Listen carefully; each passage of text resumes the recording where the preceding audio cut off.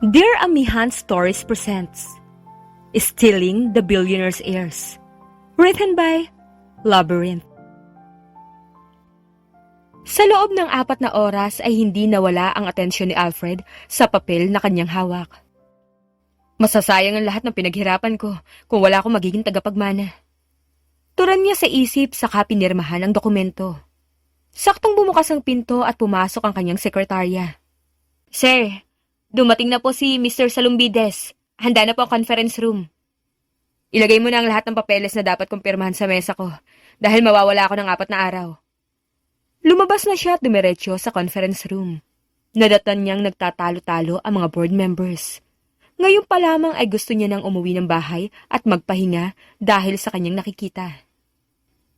Alfred, sinabi ko naman sa tito mo na sa akin mapupunta ang shares mo, pero pinipilit niyang sa kanya mo ibibigay ang lahat.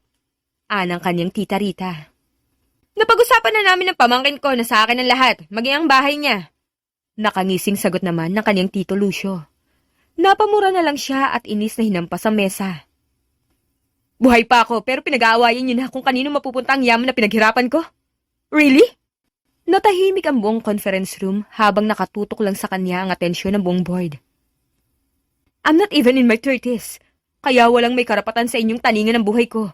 Niwala nga akong sakit para pumanaw agad sa mundo. Tinitigan niya ang kanyang tiyahin at tiyuhin. Kung wala kayong concern sa kumpanya, makakalis na kayo. Halos sabay na nagmarcha palabas si Rita at Lucio. Naupo naman siya at pinaumpisahan na ang meeting. Sa tagal ng panahon, buhat ng mamayapa ang kanyang amatina, ay wala nang inatupag si Alfred, kundi payabungin ang manang iniwan sa kanya. He can't disappoint his late father. Pero hindi ibig sabihin nun ay patay na ang sex life niya. Sadyang iniingatan niya lang ang posibilidad na magkaanak siya sa kung sino. I badly need an heir. Aniya sa isip at dumiretso na sa hospital matapos ang meeting. Sa kabilang banda naman ay huminga ng malalim si Carmen habang nakatingin sa barkong maghahatid sa kanya sa Maynila. Sigurado ka bang tatanggapin mo ang offer? Tanong ng kaibigan niyang si Leia. Wala na akong choice. Yun lang ang pwede kong gawin para kay nanay. Ayokong mawala si nanay sa akin. Lumuluhang tugon niya. Basta bumalik ka rito kung sakaling hindi naging maayos ang plano mo. Paalala naman ni Leia. Muli niyang niyakap ang kaniyang kaibigan at pumanhik na sa barko. Ilang ulit siyang nagdasal para magabayan ng Panginoon bago tuluyang nakarating sa Maynila. Hindi na rin siya nag-aksaya ng oras at dumiretso na sa hospital na sinabi ni Leia. Tapos ko na pong pirmahan.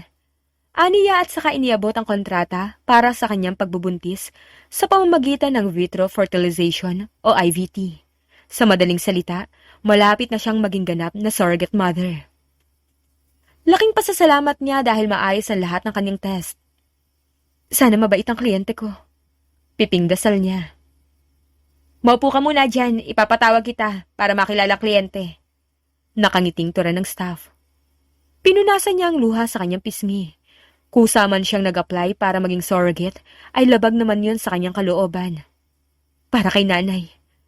Usal niya sa isip at piping nagdasal na sana ay maayos ang lagay ng kanyang ina sa sandaling yon. Miss! Pagtawag sa kanya ng staff at agad siyang napatayo. Miss, ayos ka lang ba? Pwede mo pang bawin ang application mo habang hindi ka pa. Ayos lang po ako. Pagputol niya sa sinasabi ng ginang. Napatango na lang ito at pinapasok siya sa opisina. Doon niya nakita ang isang lalaking matipuno ang pangangatawan. Nakatitig ito sa kanya na parang bagot na bagot, kaya naman naupo na lang siya sa silyang katapat nito. This is your client, Miss Loizaga. Nakangiting wika ng doktora. Mr. Chodorico, siya ang surrogate na available para sa magiging anak mo. Na-check na namin lahat ng physical assets niya, kaya wala kang magiging problema pa. Gusto ko malaman ang resulta as soon as possible. Seryosong sagot ng lalaki. Pinagmamasdan ni Carmen ang itsura ng lalaki at hindi niya maiwasan na mamangha. Grabe, may ganito pala talaga mukha. Para ako nakakita ng literal na milagro. Komento niya sa isip. Loizaga, nakikinig ka ba? Halos pasigaw na ang tanong ng doktora sa kanya, kaya napatango na lang siya ng sunod-sunod. Sigurado ba kayo maayos siya? Ayoko magkaroon ng defect ang anak ko. Sabi ni Mr. Teodorico. Pilit niyang nilabanan ang pag-angat ng kanyang mga kilay dahil sa narinig. Maayos ako, Mr. Teodorico. Napapaisip lang ako kung bakit nandito ang isang gaya mo. It's none of your business. Masungit nitong tugon. Magsasalita pa sana siya nang panlakihan siya ng mata ng doktora bago bumaling sa binata nang may matamis na ngiti. Lahat po ay maayos na, sir. Pagkatapos po ang ibigay ang 75% ng payment, pwede na nating gawin ang process. Expect it after I leave. Mauna na ako, marami pa akong kailangang gawin. Paalam ng lalaki at lumabas lang ng opisina nang hindi siya pinapansin. Hindi ka ba na-orient na hindi ka pwedeng manghimasok sa buhay ng kliyente? Inis na baling ng doktora sa kanya. Pasensya na po. Napayuko na lang siya at nagbuntong hininga. Lahat ba na nandito? Ipinakita mo na sa admin? Pag-uusisa pa ng doktora. Opo, natataka na po nila. Pasalamat ka at virgin ka pa sa edad mong 23, kaya malaking ibabayad ang una mong kliyente. Wika pa ng doktora habang binabasa ang nakalagay sa papel. Halos lahat ng isinulat niya sa dokumento ay totoo, maliban sa kanyang apelyido at address. Ang kalusugan lang naman niya ang importante sa mga ito. Mabilis ang naging proseso. Natanggap ni Carmen ang paunang bayad matapos ipunla sa kanya ang sperm ni Mr. Teodorico. Pero bago pa man siya i-hold ng hospital, tumawag ang kanyang kaibigan. Mali ang naiisip mo, Carmen. Alam mong pwede kang kasuhan ng hospital, miskin ang kliyente. Ani Lea. Alam ko, pero parang hindi ko kayang ibigay na lang basta ang bata. Tsaka naiisip ko rin si nanay.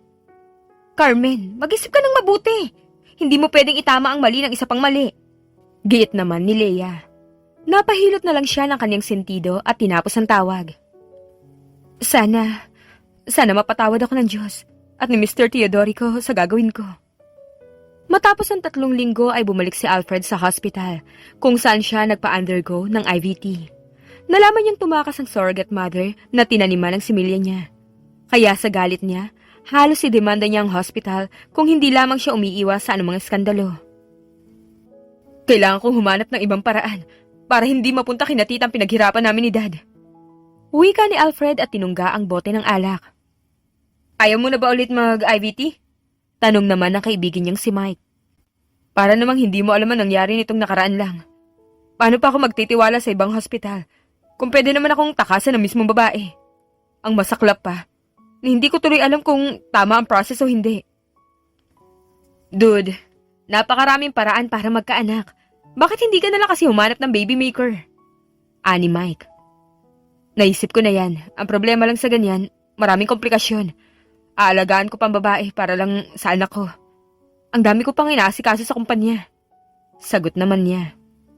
Kung buhay pa ang daddy at mami mo, sure akong proud ang mga yun sa'yo. Pero ano namang gagawin mo sa yaman mo kung wala kang anak? Muling tanong ng kaibigan niya. Nagbuntong hininga na lang siya dahil isa na lang ang naiisip niya.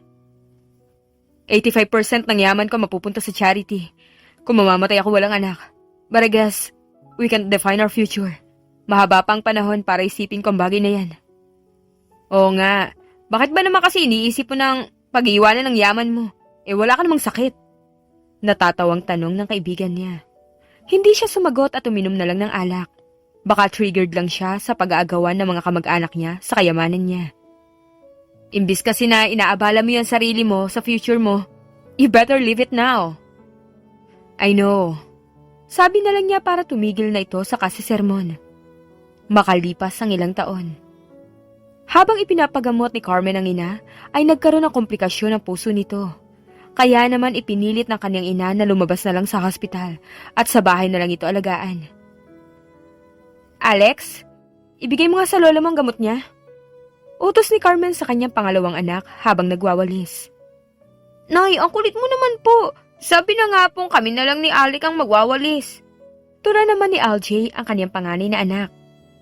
Ikaw kasi sabi mo wait lang. Yan tuloy si nanay na naman ang nagwawalis. Nakasimangot namang wika ni Alec, ang pangatlo sa triplets. Inabot niya ang walis sa mga bata at naupo sa sofa. Ang sweet naman talaga ng mga prinsipe ko. Hinagkan niya ang noon ni na Alec at Aljay, kaya halos magkumahog ang isa niya panganak para magpahalik din sa kanya. Nanay, ako rin po! Ungot ni Alex. Nakangiting hinagkan naman niya ang bata. Okay lang naman sa akin na ako nang gagawa ng mga ganitong bagay. Basta pagdating sa lola niyo, palagi niyo siyang babantayan sa tuwing nasa trabaho ako. Opo naman, Nay! Halos sabay-sabay na sagot ng magkakapatid. Nagtinginan pa ang mga ito at sabay-sabay ring natawa. Habang nagwawalis ang panganay niya, ay inayos na niya ang baon ng mga ito sa eskwela. O sige na, pumasok na kayo sa school. Basta ang bilin ko ha, huwag niyong kakalimutan. Bawal ang makipag-away at magdudungis. Muli niyang hinagkan ang mga anak at tinalaw ang mga ito hanggang makalabas ng gate. Laking pasasalamat niya nang magkaroon ng proyekto ang gobyerno na magtayo ng paaralan at hospital na halos isang di pa lang mula sa bahay nila. Kaya naman hindi siya gaanong nahihirapan sa pagpapaaral sa triplets. Pinuntahan niya ang kanyang ina upang siguraduhin na inom na nito ang gamot na ibinili niya kay Alex. Ngunit nagtaka siyang napatingin sa kamay nitong nakalaylay. Nay? Nanay! Pagtawag niya pa sa kanyang ina at bahagyang niyugyug ang braso nito. Pero nang mahawakan niya ang malamig na kamay nito, ay sunod-sunod nang tumulo ang kanyang luha. Nay! Nay, gising! Umiiyak pang wika niya. Tumakbo siya sa kapitbahay upang humingi ng tulong para madala ang kanyang ina sa hospital. Nang matingnan nito ng doktor, ay tanging oras at araw na kamatayan nito ang narinig niya. Sa loob ng 9 na taon ay mag-isa niyang itinaguyod ang kanyang mga anak at ang kanyang ina. At hindi niya maitatangging ilang beses na pumasok sa kanyang isipan ang paghingi ng tulong sa tunay na ama ng triplets. Natanggap mo na ba yung ipinadala ko? Carmen, kung gusto mong pumunta rito sa Maynila kasama ang mga bata, walang problema sa akin ha. Dito ka na lang magtrabaho. Wika ni Leia. Kasalukuyan nang nakaburol ang nanay niya at ang sinasabi nitong padala ay abuloy nito. Hindi ba kami makakaistorbo sa'yo? Nahihiyang tanong niya. Ano ka ba? Para saan pa't magkaibigan tayo kung itatrato lang di kitang istorbo? Sabihin mo lang kung kailan nyo balak pumunta rito at hahatian kita sa pamasahe. Ani Leia. Hintayin ko na lang na matapos ang pasukan para habang bakasyon makapag-ipon ulit ako ng panggastos ng mga bata. Sige na Leia, ibababa ko ng tawag. Salamat ulit sa tulong mo. Aniya at napabuntong hininga na lamang. Bumalik siya sa bahay at inasikaso ang ilang mga bisita. Wala na siyang balak na patagalin pa ang burol ng kanyang ina para hindi na gaanong madagdagan pa ang gastos niya. Matapos nga ang 9 na taon ay muli siyang nakatapak sa kamay nilaan. Masyadong malawak ang lugar na to para magkita pa kami ng tatay ng mga bata. Siguro naman nakalimutan niya na ako dahil paniguradong barya lang sa kanyang ibinayad niya noon. Aniya sa isip para pigilan ang takot sa dibdib. Nay, dito na po ba tayo titira? Tanong ni Alec. Hindi na po ba tayo babalik sa probinsya? Dagdag pa ni Alex. Mas malaki kasi ang magiging sweldo ko kung dito tayo. Makakapag-ipon ako kahit na papano para sa pag-aaral niyo. Kung doon kasi sa atin, mahihirapan kayo mag-aral kahit high school lang. Paliwanag niya sa mga anak. Ayos lang naman po sa amin, Nay. Basta hindi po tayo maghihiwa-hiwalay. Nakangiting sagot ni Alche at saka yumakap sa kanya. Naku Mare, napakaswerte mo at ang babait ng mga anak mo. Nakangiting saad pa ni Leia. Swerte rin sila dahil may ninang sila kasing bait mo. Makahulugang sagot naman niya. Samantala, sa hindi inaasahang pagkakataon ay kasalukuyang nagkakagulo sa opisina ng TDK Company. Yun ay dahil umalis ang sekretarya ni Alfred na may dalang tseke mula sa investments niya. Mukhang lapitin ka talaga ng mga hindi mapagkakatiwalaang tao, dude.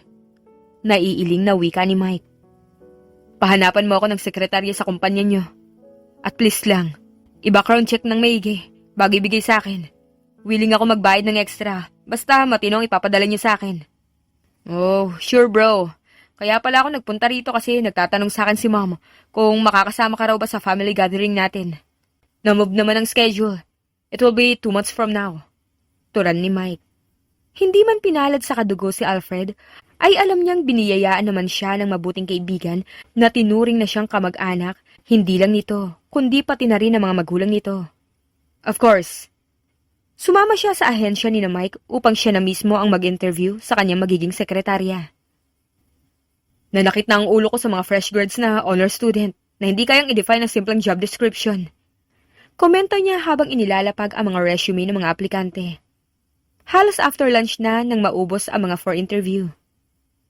May kinonsider ka naman ba? Tanong ng kanyang kaibigan. Merong 3, Mabuti na lang din at ako ang nag-interview. Nang sa ganun, mas makikilala kong personality nila. Ang hirap lang dahil lack of credentials yung isa. Habang ibang sektor naman sa industry yung dalawa. Napamasahe na lang siya sa batok. Well, mauna na ako bro. I-update ko ang staff mo kapag nakapili na ako. Nang makasakay siya sa kanyang magarang kotse, ay biglang napakunot ang kanyang noo dahil sa natatanaw na figura. Binilisan niyang takbo ng sasakyan para siguraduhin kilala niya ang babae. Lehitimong manluloko talagang taong to. Inis na usal niya nang makitang tumumba ang babae kahit hindi naman niya ito nabangga. Bumaba siya mula sa sasakyan at marahas na hinawakan ng babae sa braso nito.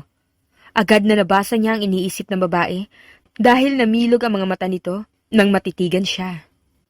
"We meet again, scammer." Sarkastikong sabi niya at hinaklit ang babae papunta sa kanyang kotse. "Ano ba? Bakit mo ba ako hinihila? Sino ka ba?" Pasigaw na wika nito habang nagpupumiglas mula sa kanya. Seryosong tinitigan niya ang babae. "Alam mo at alam ko ang ginawa mong paloloko sa akin noon. Kung hindi ka sasama sa akin, dadalhin pa rin kita sa pulis para harapin ang kaso mo." Hindi nakatakas sa mata niya ang paglunok ng babae. Hinila niya ito papasok sa kotse at nagmaneho papunta sa tapat ng building kung nasaan ang abogado niya. "Anong ginagawa natin dito?" Mahinang tanong ng babae. Napaangat ang isang kilay niya at tinitigan ito. "Sinabi ko bang pwede ka magtanong?" "Sorry sa nagawa ko noon. Sobrang nangangailangan ng talaga ako kaya ako pinatos ang ganong..." "Shut up! Wala akong pakialam sa rason mo.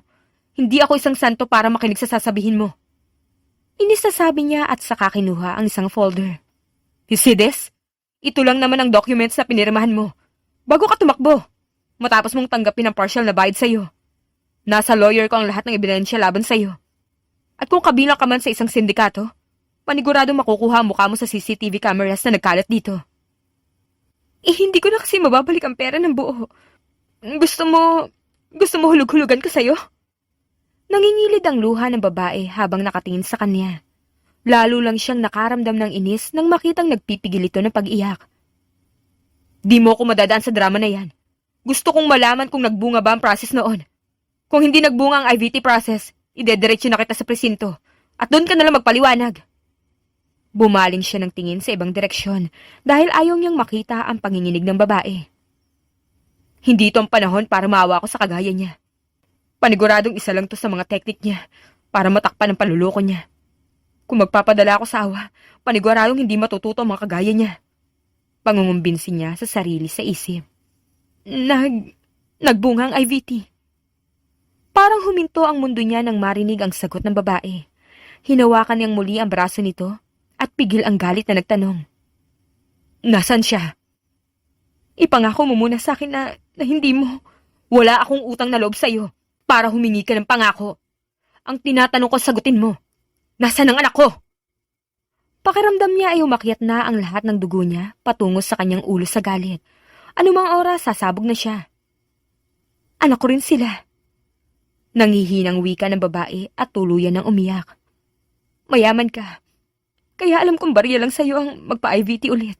Please, huwag mo namang sana kunin ang mga anak ko." "Mga?" Usal niya at binitiwan ang braso ng babae. Napapikit siya ng mariin at napahinga ng malalim. Hindi na siya muling nagsalita at dumiretso sila sa police station na malapit sa hospital. Tanging pagbawi na lang sa mga anak niya ang tumatatak sa kanyang isipan. Halos 10 taong naghihirap ang mga anak ko sa kamay ng walang kwentang babae. Sana lang hindi niya sinaktan ang mga anak ko, kundi sisiguraduhin kung mabubulok siya sa kulungan. Aniya sa isip. Pababa na sana siya ng sasakyan nang hawakan ng babae ang kanyang kamay, kaya inis niyang tinitigan ito. "Huwag mo kong hawakan. Sasabihin ko sa iyo kung nasaan ang mga bata. Dadalhin kita sa kanila kung hindi mo ako ipapakulong. Pero kung makukulong ako, hindi ko hahayaang mapunta sa iyo mga anak ko. Kahit pasampahan mo ako ng kasong panghabang buhay." Seryosong wika nito. Iwinaksi niya ang kamay nito at kinuha ang kanyang cellphone, saka tinawagan si Mike.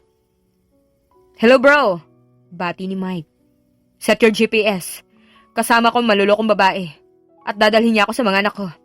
I-track mo ang location ko para alam mo kung saan ako hahanapin. Might as well, pasundan mo ako sa di kalayuan." Hindi niya na hinintay na makasagot ang kaibigan at bumaling ng tingin sa babae. Anong address? Pagdating sa bahay ni Leia ay kumatok si Carmen sa pinto. Hindi niya mapigilan ang manginig at maiyak dahil sa naging desisyon. Hindi ako maaaring makulong dahil magkakawalay kami ng mga anak ko. Kung malaya ako, kahit pa malayo ang mga bata, makakagawa naman siguro ako ng paraan para makita sila. Aniya sa isip. Si Alex ang nagbukas ng pinto. Gumuhit ang ngiti nito sa labi at agad siyang niyakap. Nanay! Nakauwi ka na! Alec! LJ! Nandito na si nanay! Pasigaw pa na tawag nito sa ibang kapatid.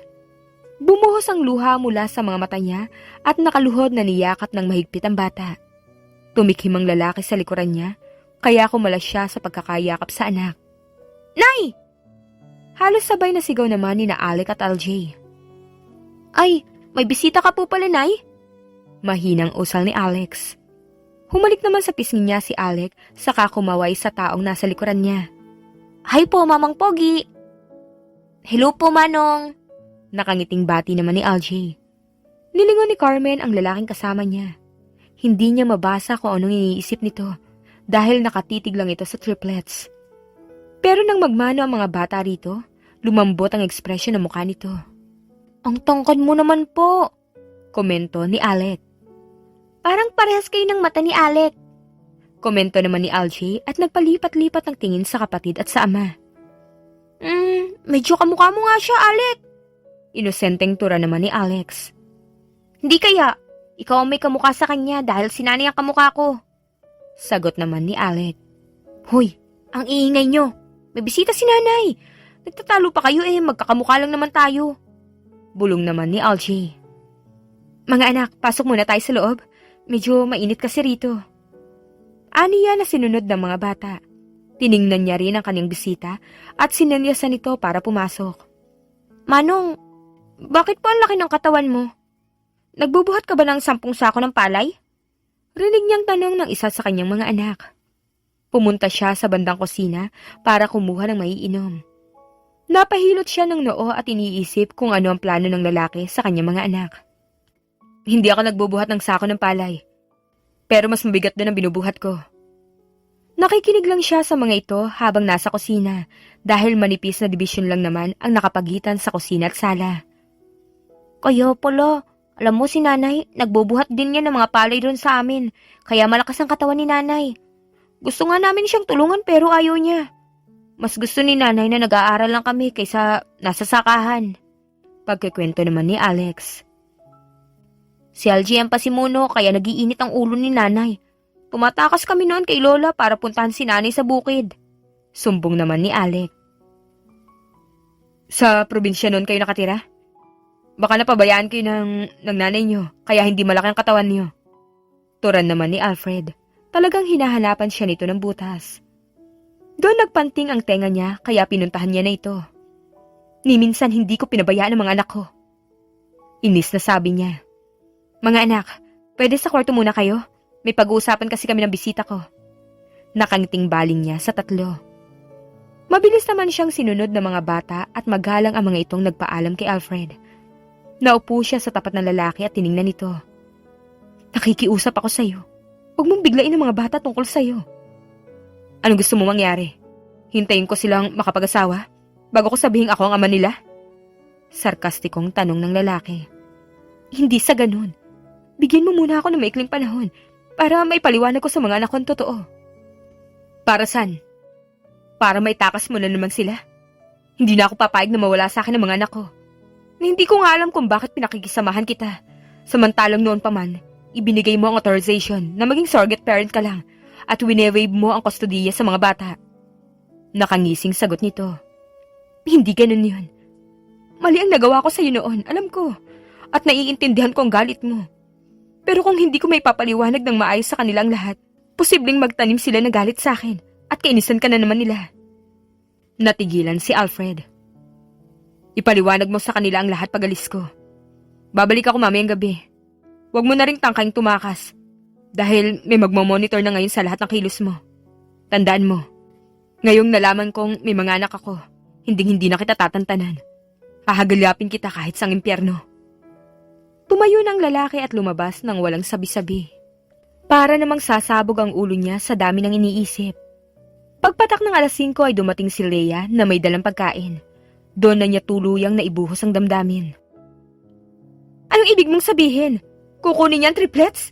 Hindi pwede, Carmen! Ikaw pa rin naman ang nanay ng mga bata. Ilalaban natin ang mga inaanak ko. Giit naman ni Leia. Paano natin ilalaban kung wala naman akong pera na kagaya ng tatay nila? Ang hirap lang talaga, Leia. Lumuluhang wika niya. Isa pa, may kasunduan kami noon. Pumirma ako ng kontrata tungkol sa pagiging surrogate mother lang ng mga bata. Wala talaga akong karapatan. Siguro naman, pipiliin ka pa rin ng 3 kung sakaling ilaban mo ang kustudiya nila. Sagot ng kanyang kaibigan. Pinunasan niyang pisngi. Paano kung hindi? Paano nila kung mas mahalin nila ang totoo nilang ama kaysa sa akin? Lalo na kung maranasan nila ang rangya ng buhay na kaya niyang ibigay. Sobrang sakit lang ng nararamdaman ko. Pasensya ka na talaga, Carmen. Kasalanan ko kung bakit ganitong kalagayan mo. Kung hindi ko siguro sinuggest sa'yo noon ang surrogacy, di baka mas naging maayos ang lagay mo. Malungkot na wika ni Leia. Wala kang kasalanan, Leia. Ako ang pumili nun para sa pampagamot ni nanay. Isa pa, may parte naman sa puso ko na masaya. Dahil sigurado magiging maayos sa kinabukasan ng mga anak ko. Kung na kay Alfred sila. Aniya. Hinding-hindi ko pagsisisihan ang naging desisyon ko noon.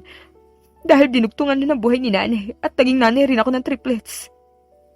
Biglang lumabas ang 3 mula sa silid at lumapit sa kanya. Nay, umiiyak ka na naman. Malungkot na usal ni Alec.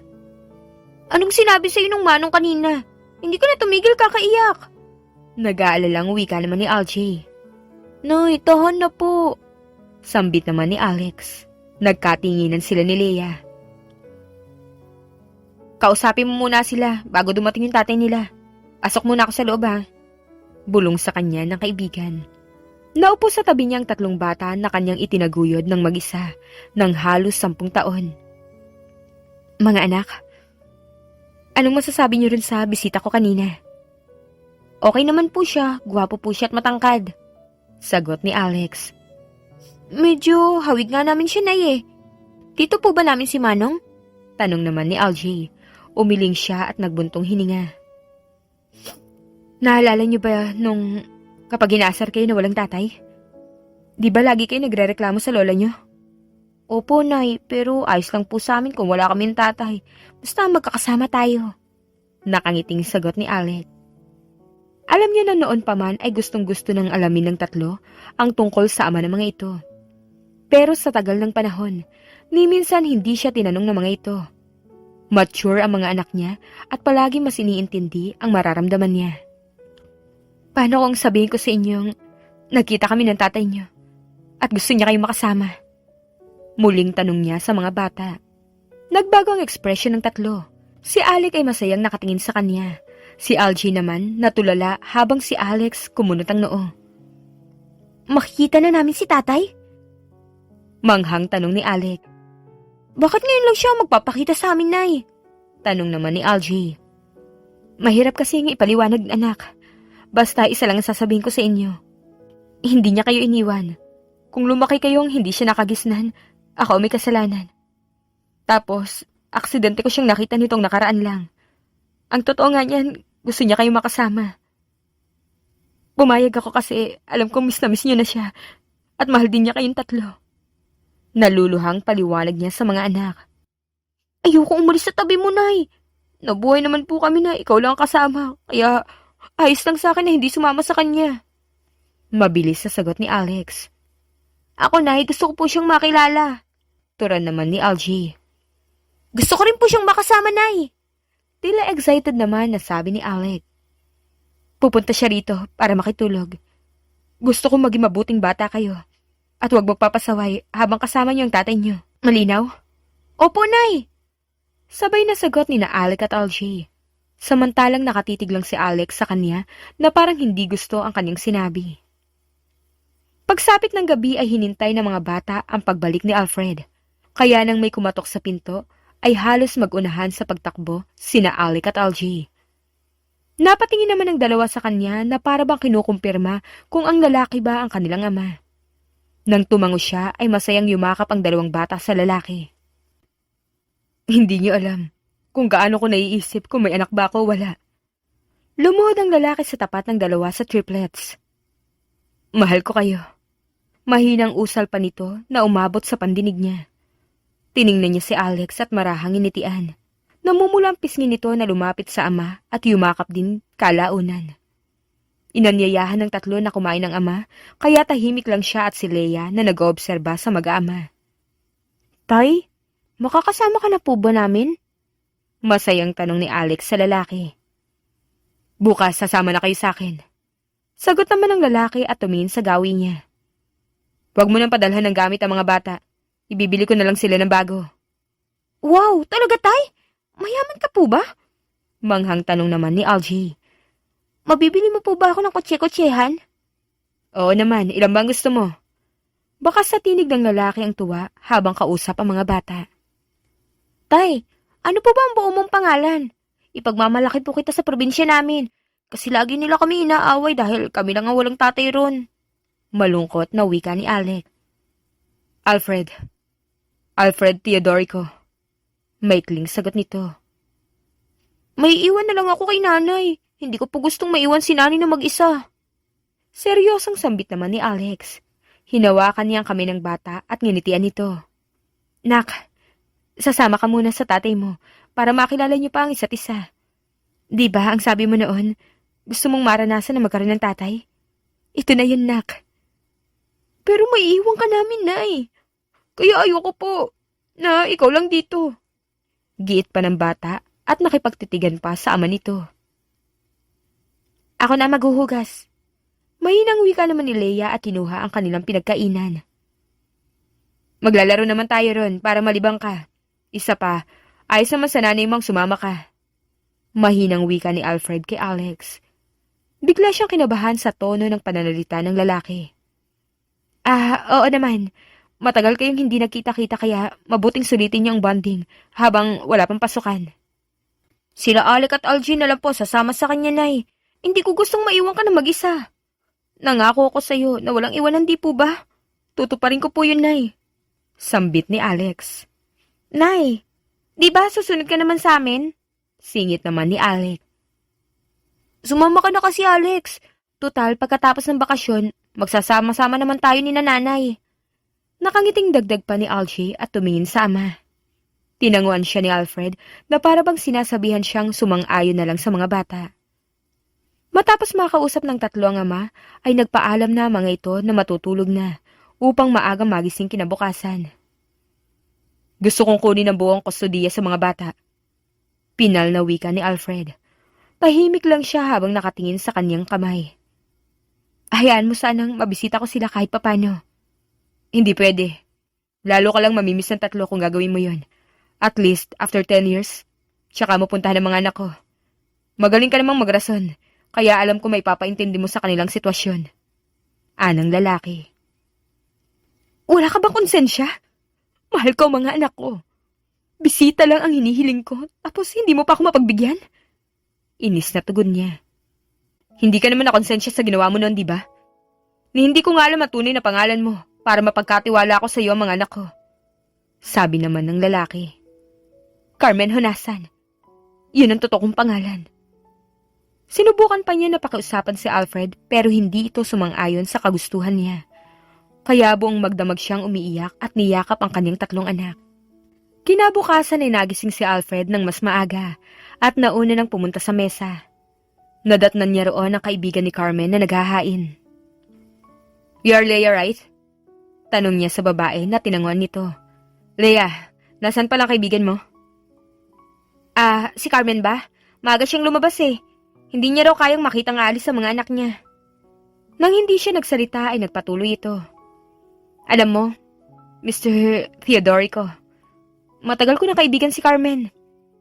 At ang ginawa niyang kasalanan sa'yo, lagi niyang pinagsisisihan yun. Huwag mo sanang isipin na porket kaibigan ko si Carmen, kinakampihan ko na siya. Mahal na mahal ng best friend ko ang mga anak niyo. Kailanman, hindi niya pinabayaan ang mga bata.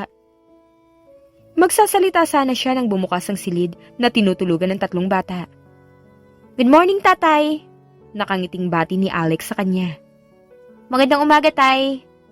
Bati rin ni LJ at yumakap pa sa kanya. Samantalang si Alex, panay ang linga. "Ninang Leia, nasan po si nanay?" Tanong nito. Nagsabi siya sa akin na pinapatawag daw siya sa agency na pinuntahan niya kahapon, kaya maagang umalis ang nanay niyo. Sagot naman ni Leia. "Mr. Teodorico. Alfred na lang itawag mo sa akin. Sobrang formal ng Mr. Teodorico para sa ninang ng mga anak ko." Casual na sabi niya. "Kung yun ang gusto mo, Alfred, mauna na rin sana ako. May trabaho pa kasi ako kaya kung pa pwede, ilak mo na lang ang pinto bago kayo umalis." Bilin sa kanya ni Leia bago isa-isang hinagkan ang mga bata sa pisngi. "Ang bilin ng nanay niyo huwag niyo kakalimutan. Pinapasabi niya rin na mahal niya kayo." Minsan pang tumingin sa gawin niya si Leia at tinanguan niya. "Kain na tayo?" Nakangiting tanong niya sa kanyang mga anak. Hindi naubusan ng kwento sina Algie at Alec, pero si Alex tahimik lang habang nakikinig sa kwento ng mga kapatid nito. Hindi nagtagal inaya na niyang umalis sa mga ito para makarating sila ng mas maaga sa bahay niya. "Hindi po ba natin hihintayin si nanay?" Seryosong tanong ni Alex. "Hindi na siguro, nak. Mukhang matatagalan ng nanay mo." "Gusto kong hintayin siya. May kotse naman po kayo, kaya siguradong hindi naman tayo magkakaroon ng problema sa transportasyon, di po ba?" Giit ni Alex. "Baka kasi abutan tayo ng traffic sa daan kung hindi pa tayo aalis." Malambing na wika niya at hinawakan pa ang ulo ng anak. "Pasensya na po pero hintayin ko nanay ko." Magalang na wika ng bata at nakipagtitigan pa sa kanya. Sa obserbasyon niya ay kay Alex niya nakikita ang ugali niya. Madalas itong seryoso sa tuwing kausap siya at minsan niya lang makita ang pangiti nito sa kanya. Hindi gaya ni na Alec at Algie na palagi siyang tinatawag na tatay. Si Alex naman halos hindi masambit ang katagang yun patungkol sa kanya. Alam naman niyang hindi pwedeng madaliin ang mga bata na magustuhan siya. Ang sigurado lang niya ay gagawin niya ang lahat para mapaamo ito at matanggap siya. "Alex, sabi ni nanay, wag daw tayo magpasaway kay tatay." Saway ni Algie sa kapatid. "Gusto mo bang malungkot si nanay kapag nalaman niyang hindi natin sinusunod si tatay?" Dagdag pa ng bunso. Piping nagpasalamat si Alfred dahil mukhang nakikinig si Alex sa mga kapatid. Kaya umalis sila sa apartment at tumuloy sa kanyang bahay. Masayang pumasok sa bahay niya sina Algie at Alec, samantalang tulog naman sa bisig niya si Alex. Malalaki na ang mga bata, may katangkaran ng mga ito. Nagmana kasi sa kanya, ngunit sinaga niyang kargahin ang anak para hindi maistorbo ang tulog nito. Nang maihiga niya sa kama si Alex, ay pinuntahan niya ang 2 pang anak sa playroom na pinasadya niya para sa mga ito. "Masaya ba kayo?" Nakangiting tanong niya sa mga anak. "Opo, tay, sobrang dami pong laruan. Alam niyo po, doon sa probinsya, wala kaming laruan. Kasi sabi ni nanay, wala pa po kaming pambili." Sagot ni Algie. "Totoo po yun, tay. Kaya nga po kami pumunta ni nanay rito sa Maynila para raw makapag-ipon siya ng pampaaral po sa amin. Pero ngayon, hindi nasasakit ang likod ni nanay sa kakatrabaho dahil kasama na po namin kayo." Masayang sambit naman ni Alec. Napatango naman siya at napangiti sa mga bata. "Matanong ko nga pala, mga anak, si Alex ba, ganun lagi kaseryoso?" "Hindi naman po, tay. Masayahin din po si Alex gaya namin. Pero kumpara kay Alec, mas tahimik lang po ng konti si Alex." Saad ni Algie. "Huwag ka mag-alala, tay. Kinikilala ka lang po ni Alex. Ganun po talaga yun. Mahilig lang po talaga siyang mag-obserba sa tao. Pero alam ko naman pong mahal na mahal niya rin po kayo." Dagdag naman ni Alec. "Sobrang malapit pala siya sa nanay niyo. Siguro siya ang napapagalitan palagi, no?" Biro pa niya sa mga bata. "Pantay naman po ang sermon sa amin ni nanay. Pantay-pantay rin po ang pagmamahal niya sa amin. Siguro malapit lang po si Alex kay nanay kasi ang tagal po nila magkasama noon sa hospital. Tapos kay Lola at Ninang Leia po kami naiwan ni Algie." Sagot ni Alec. Sa isip niya ay kailangan niyang ipacheck ang physical status ng kanyang mga anak. Wala siyang balak na magkaroon ng malalang sakit ang mga ito habang nasa kalinga niya. Pasimple niya ring sinuklay ang buhok ni na Alec at Algie gamit ang magkaibang suklay.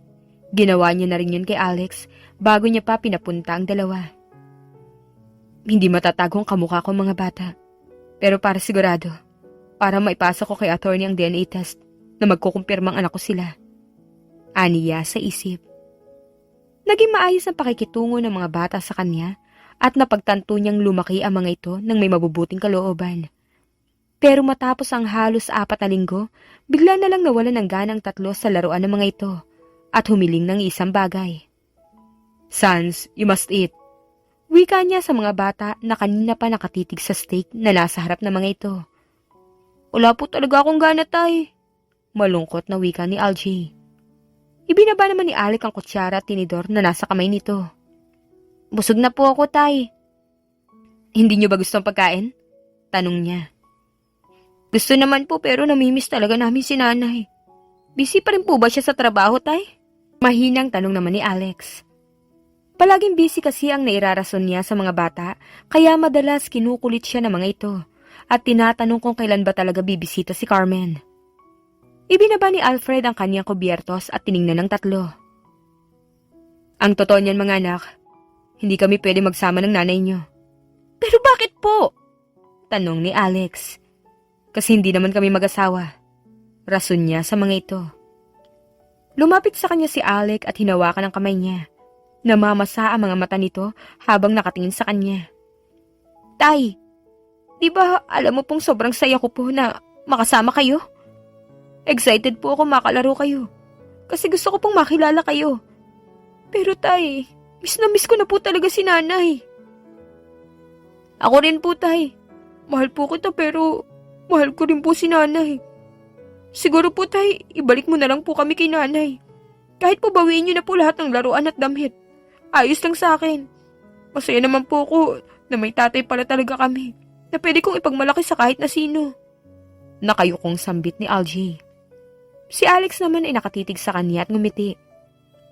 "Tay, kung nakay-nanay kami, makakabisita ka pa rin naman po, di ba? Siguro nga po busy si nanay magtrabaho para may pamasahe siya papunta rito. Pero ikaw po, may mga kotse ka po, kaya wala pong problema kung bibisitahin niyo po kami." They really love her. Despite of the material things that I showered them, mukhang mali nga ang impression ko sa nanay nila. Dahil kung masamang tao ang babaeng yun, malamang kinalimutan na ng mga bata ang nanay nila. Komento pa niya sa isip. Napangiti siya sa mga bata at umiling. "Para saan pa at maraming kwarto rito sa bahay, di ba?" Biglang sumigla ang mukha ng triplets at yumakap sa kanya. Sa kabilang banda ay nag-aayos si Carmen ng pinamili nila ni Leia mula sa grocery. Habang ang kanyang kaibigan naman, panay ang hagikik na animoy teenager. "Carmen, ayos lang ba sa'yo kung mamamasyal kami?" Nahihiyang tanong ni Lucas, ang nobyo ni Leia na si Man. "Ano ka ba, Lucas? Walang problema sa akin yun. 1 taon ka na rin sa barko kaya sulitin mo ang bakasyon kasama yung fiancé mo." Natatawang sagot niya. Napansin niyang hindi ayos kay Leia ang kanyang sinabi, kaya pinangunahan niya na ito. "Makipag-date ka na, bes. Ayos lang ako rito. Tsaka mukha namang miss niyo talaga ang isa't isa." Lumabas ang dalawa kaya naiwan siyang mag-isa.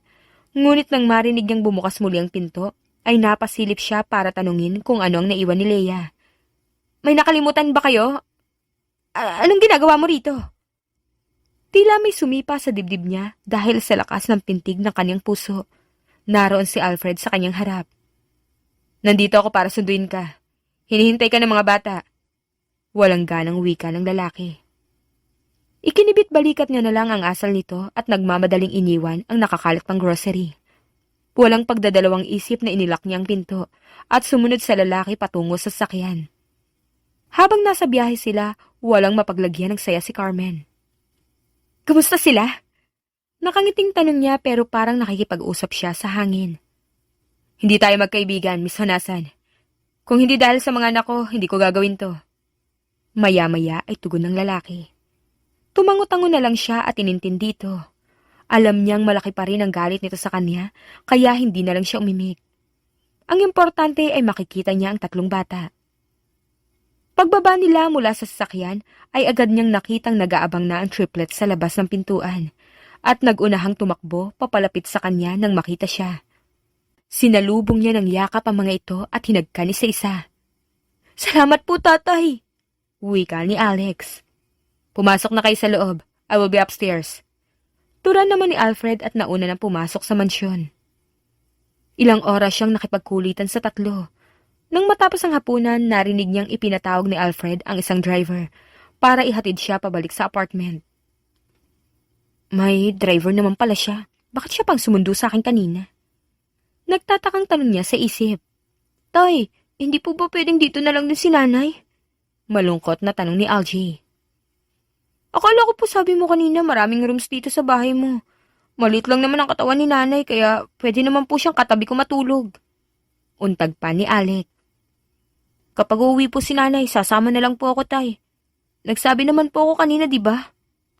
Kahit pa nakangiti si Alex, ay nababasa pa rin niya ang lungkot sa mga mata nito. Pinilit niyang ngumiti sa mga bata upang ipaliwanag ang sitwasyon. Mga anak, medyo malayo kasi ito sa pinagtatrabahuhan ko. Tsaka nakauwi na ang ninong Lucas nyo, kaya masikip na doon sa apartment ng ninang Leia nyo. Hayaan mo, sa susunod bibisita na lang ulit. You stay!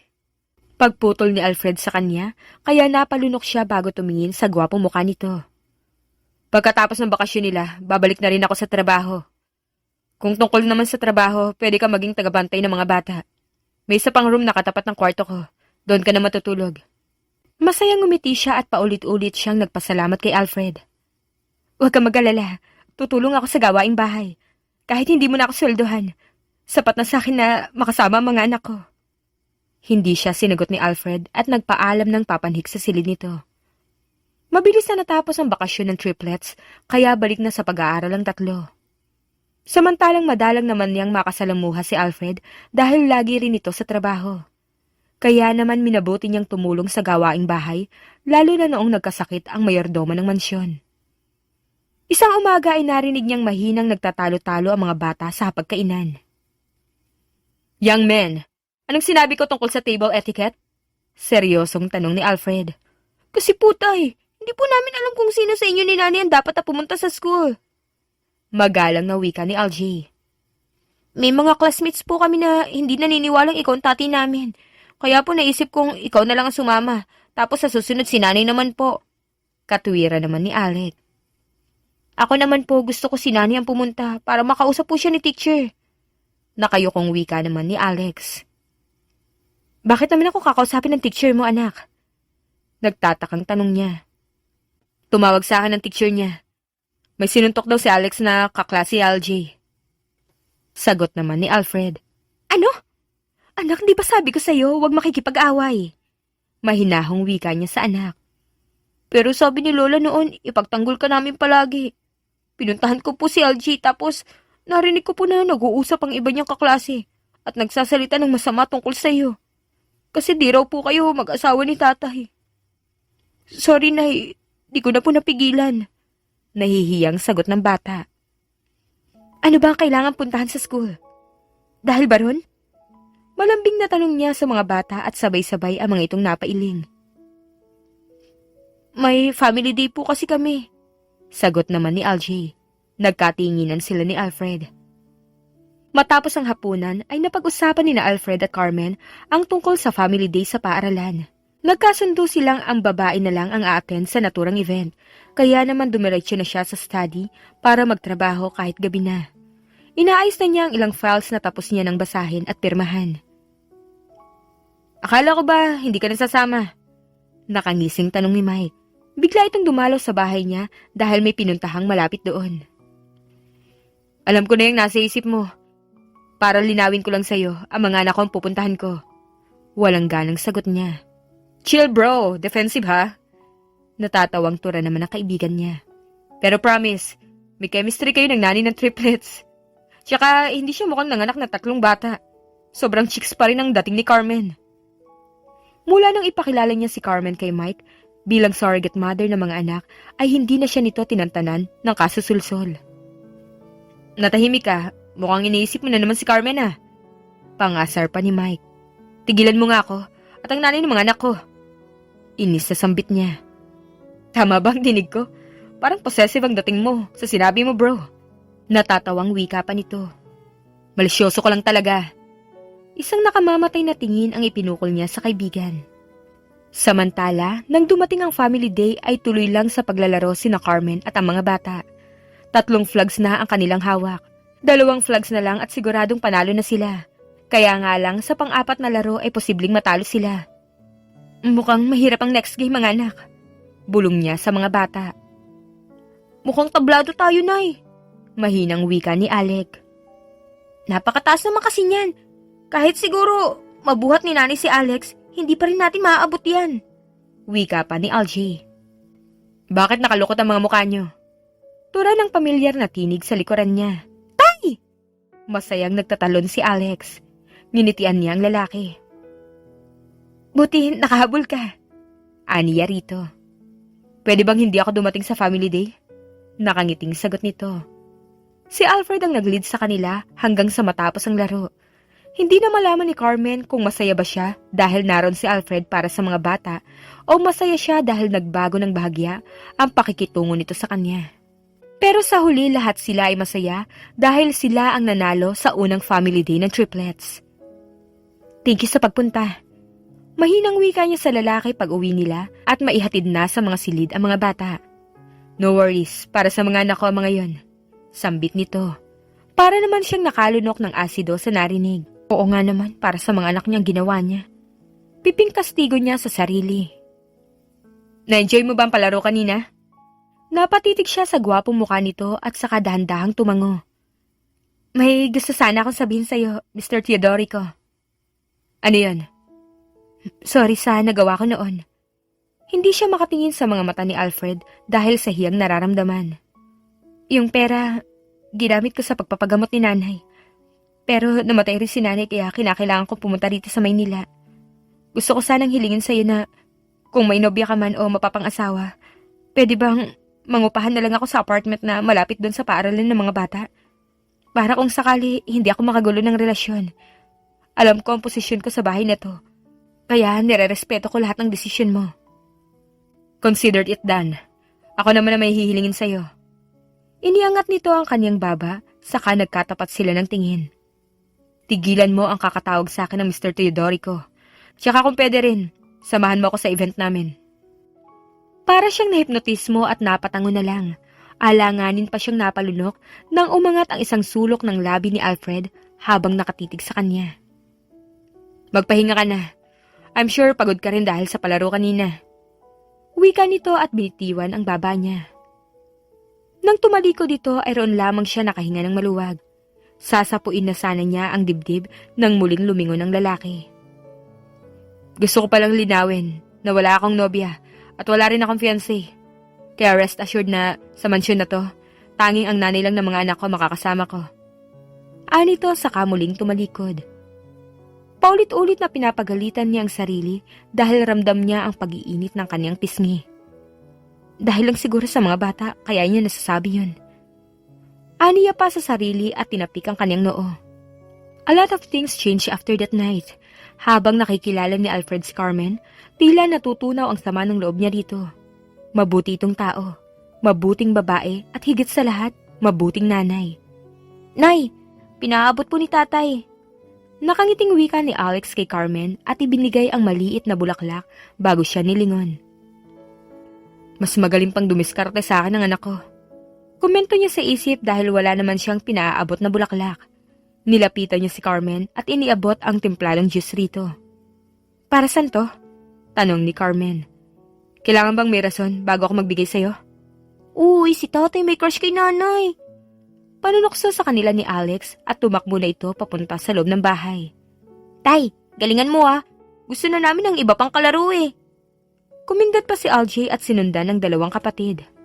Lalo lang lumawak ang ngiti niya at ibinalik ang tingin kay Carmen. Mukhang boto ang mga anak mo sa akin ah. Bakit? Politiko ka na? Pabirong tanong niya dito at nagkatawanan sila. Maya-maya ay kinuha nito ang basong hawak niya. Kung ano-anong natututunan ng mga bata sa inyo ni Mike, ngayon alam na nila ang crush. Ready ka na ba para mamaya? Pag-iba niya ng usapan. Baka mamaya kausapin ako ng kung sino-sino ron. Tapos magpanay English sila sa akin. Baka dumugo ang ilong ko. Natawa siya. E di magbisaya ka para wala rin sila maintindihan sa'yo. By the way, anytime darating na ang stylist. Kaya baka maghintay na lang ako sa library habang inaayusan ka pa. Bakit mo ginagawa to? Ang alin? Itong ganito. Akala ko ba civil lang tayo sa isa't isa? Anong ganito? Pagpapatay mali siya niya pa. Pakiramdam ko, higit pa sa casual ang trato mo sa akin. Pero baka naguguluhan lang ako. Kasi hindi naman kita kilala noon. Kaya naninibago ako sa trato mo sa akin ngayon. Tumayo siya at ngumiti. Malay mo naman, tama ang pakiramdam mo. Let's give it a shot, Carmen. Tumalikod na siya at hinayaan si Carmen na mag-isip sa makahulugang ginagawa niya.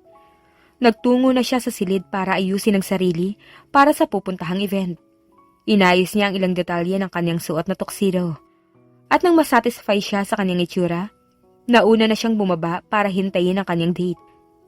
Nang makita niya si Carmen na parang Diyos ang bumababa sa hagdan, hindi niya napigilan na mapaawang ang mga labi.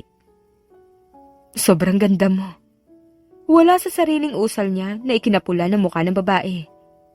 Panigurado, ako ang may pinakamagandang date ngayong gabi. Salamat. Nahihiyang tugon ni Carmen. Ang gwapo mo rin sa suot mo. Nagtungo sila sa venue kung saan gaganapin ang event. Proud na ipinakilala niya si Carmen sa mga kakilalang naroon. She's the surrogate mother of your triplets? Mapang-insultong tanong ng isang ginang na dati nilang investor. Totoo ba? Magkano naman ang ibinayad ni Mr. Teodorico sa iyo, miss? Usisa pa ng iba. I bet she can't understand English. Naiiling na wika ng isang lalaki. Magsasalita na sana siya nang awatin siya ng babae at ito ang humarap sa mapang-insultong mata ng ibang bisita. The reason behind my decision of being a surrogate mother is none of your business. Maswerte kayo na hindi kayo nangangailangan ng pera para kumapit sa patalin. Hindi siguro ako makakapagsalita ng diretsyong English na tulad niyo, pero at least hindi ako mapangbata ng kapwa. Hindi ako nang-judge ng tao depende sa kakayahan niyang mag-English. O hindi, dahil napakababaw nun. Parang kayo. Kalmadong sagot ng babae na ikinangisi niya. Kinabig niya ang bewang ni Carmen at hinagka ng noon nito. Siguro naman narinig niyo na ang ina ng mga anak ko. Excuse us. Inilayo niya si Carmen doon at hinanap ang kaibigang si Mike. Natagpuan nila ito na may nakakalokong ngisi sa labi. Hanep! May pahalik na ang mag-borders! Natatawang biro pa nito sa kanya. Huwag mo na siyang pansinin. Naiinip lang yan. Babalikan kita, okay? Tumango ang babae at hinalikan niya ang likod ng pala nito bago yung binitawan saka binalingan si Mike. Huwag mong iiwan yan kundi tatamaan ka sa akin. Biling niya sa kaibigan at saka dumiretso sa isang investor. Samantala ay naiinip na si Carmen sa paghihintay kay Alfred. Nagpaalam pa si Mike. Carmen, puntahan ko lang saglit yung nililigawan ko ha. Huwag kang alis dyan.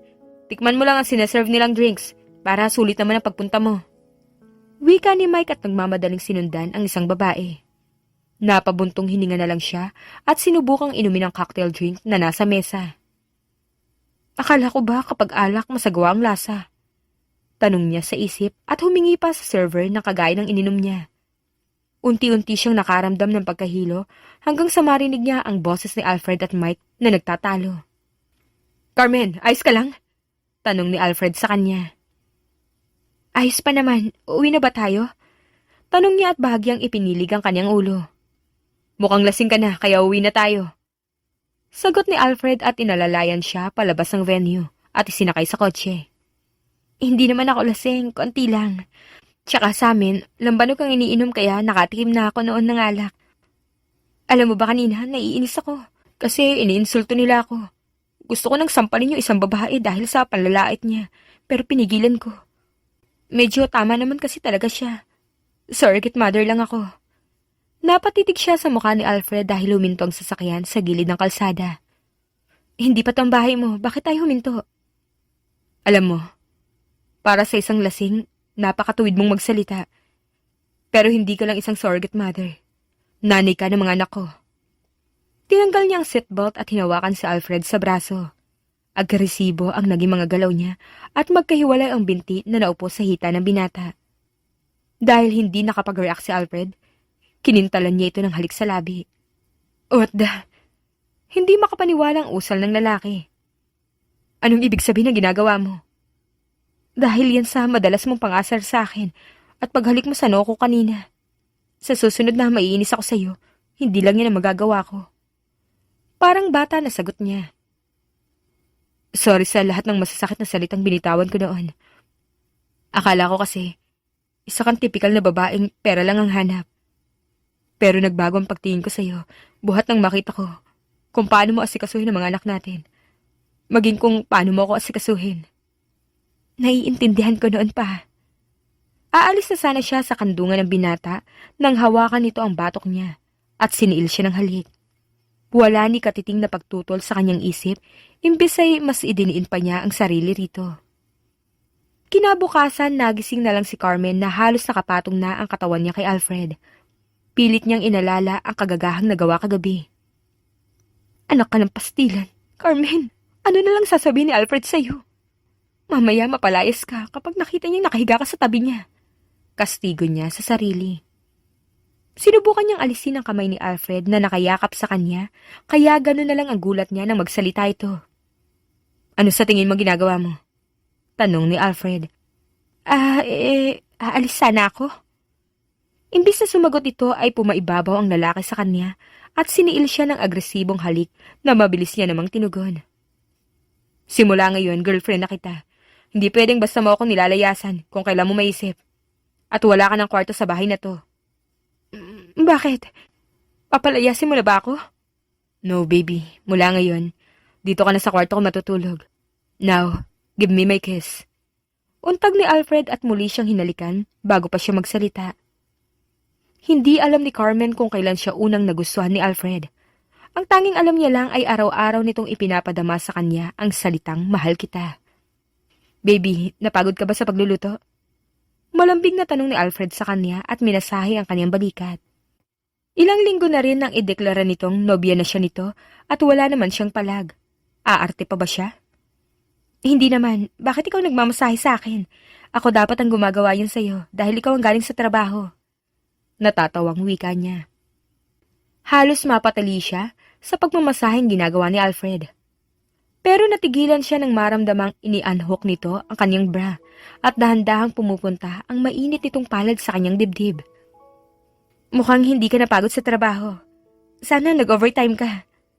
Pabirong sabi niya, ngunit napapakagat sa kanyang ibabang labi. Ang totoo niyan, pagod ako sa trabaho. Gusto ko na masahe, baby. Anang lalaki sa kakinintalan ng maliliit na halik ang kanyang batok. Parang hindi naman masahe ang gusto mo. Natatawang sabi niya. Kung may iba ka pang iniisip, pwede rin naman. Malokong tugon nito. Lumipas ang mahigit 1 taon na pagsasama ni na Carmen at Alfred nang hindi nagbabago ang tingin nila sa isa't isa. Hindi yun nawawala kundi ay mas nag-aalab pa. Pakiabot nga ang toppings please. Wika ni Carmen.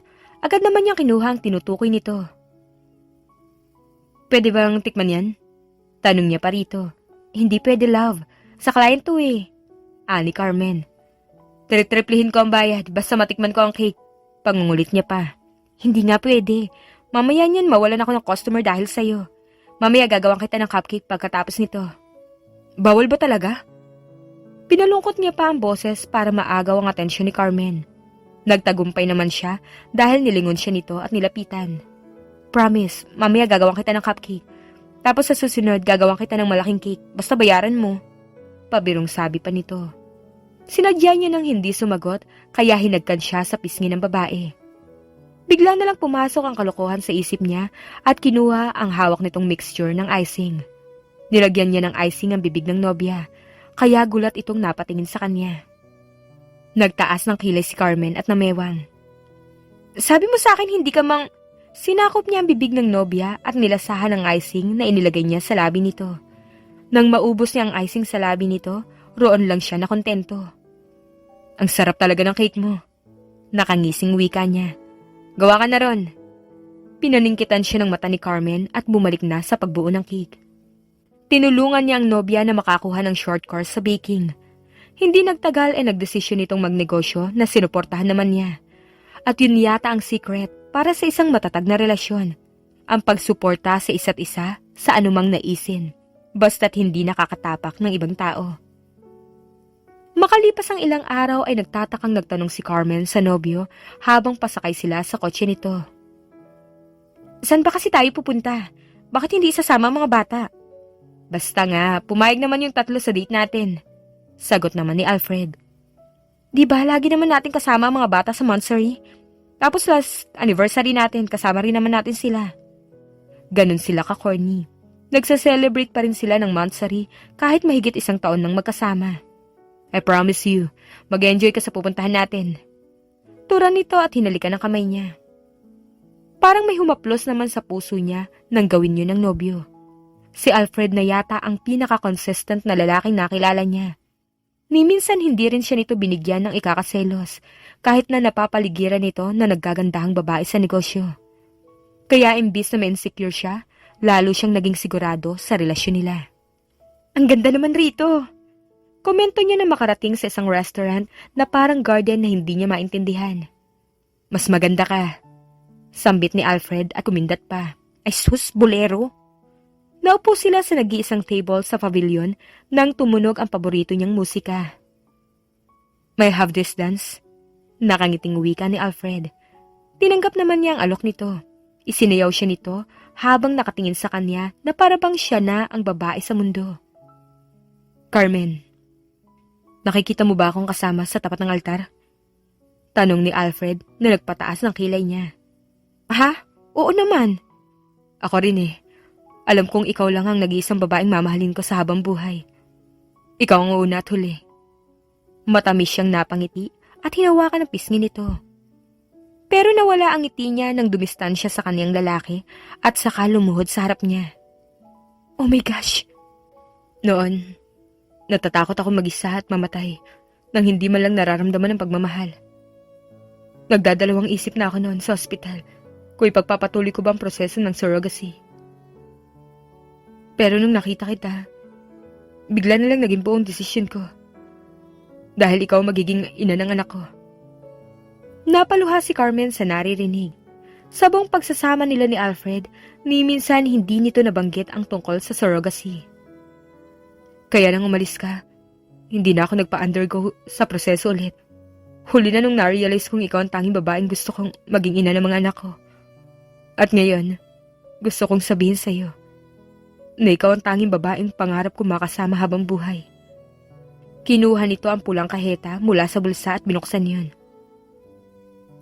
Carmen Honasan, the love of my life. Will you marry me? Yes! Gusto ko maging Mrs. Chidorico. Masayang sagot niya. Bakit ka pa ba nagtatanong? Mangyak-nyak niyang tanong. Mabilis na isinuot ni Alfred sa kanyang singsing. She said yes! Pasigaw pa na wika nito at kinarga siya habang iniikot sa hangin. Congrats, Nani at Tatay! Sabay-sabay na bati ng kanilang mga anak at nagpalakpakan ng ilang bisitang naroroon. Sa sobrang pagka-overwhelm niya ay hindi niya napansin na may mga audience sila. Mahal na mahal kita, Alfred. Nakangiting sabi niya sa kanyang fiancé. Hinapit siya nito at pinagdikit ang kanilang noo. Mahal kita, nang higit sa inaakala mo. Pagkasabi noon ay siniil siya nito ng halik. Makalipas ang ilang buwan ay ikinasal na sila. Ang pinakamasaya ay ang triplets. Sa wakas ay mabibigyan na niya ng buong pamilya ang mga anak niya. Hindi man naging maganda ang umpisa nila ni Alfred, ay sa pag-iibigan pa rin sila na uwi. Napakaswerte niya. The end. Kung nagustuhan niyo ang aming istorya, ay huwag kalimutan na mag-like at subscribe. Mag-iingat po tayong lahat. Salamat!